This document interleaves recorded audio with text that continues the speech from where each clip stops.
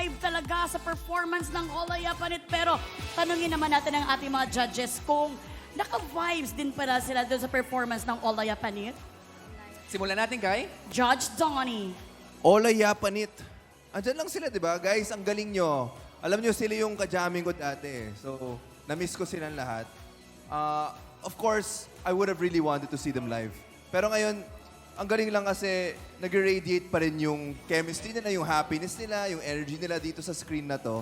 And I really feel that they just love what they do. You know, whatever they feel as a group, pinapalabas nila yon. And I'm glad that, you know, they all went through that whole story together, supported, you know, their fellow group member as well. And I'm just glad that they have so much more to offer pa after this.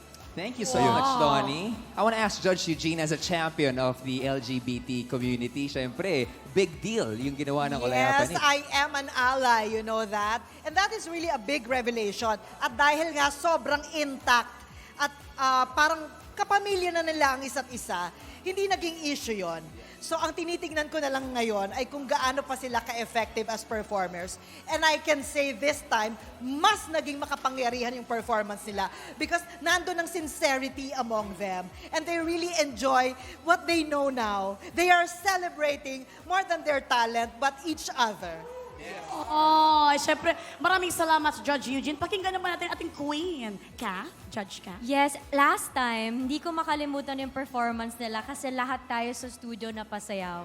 Live yon watching them. And ngayon, syempre, mas maganda sana kung napanood live. But with this monitor na napapanood natin, sila na-feel namin yung energy and natuwa ako kasi ngayon, hindi lang sila nag-perform, they told the story.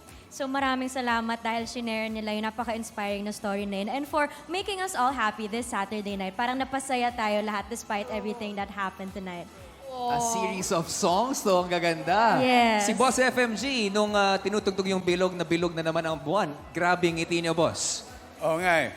Pero alam nyo, napakahirap mag-judge sa screen at saka as against being in the studio. Kasi buong-buo ang aming experience pag nagpe-perform yung mga contestants. But right now, we know how they performed before, so the same excitement is still with us. So, ginising nyo pa rin ako. At importanteng factor yon, di ba? Yes, maraming salamat, judges!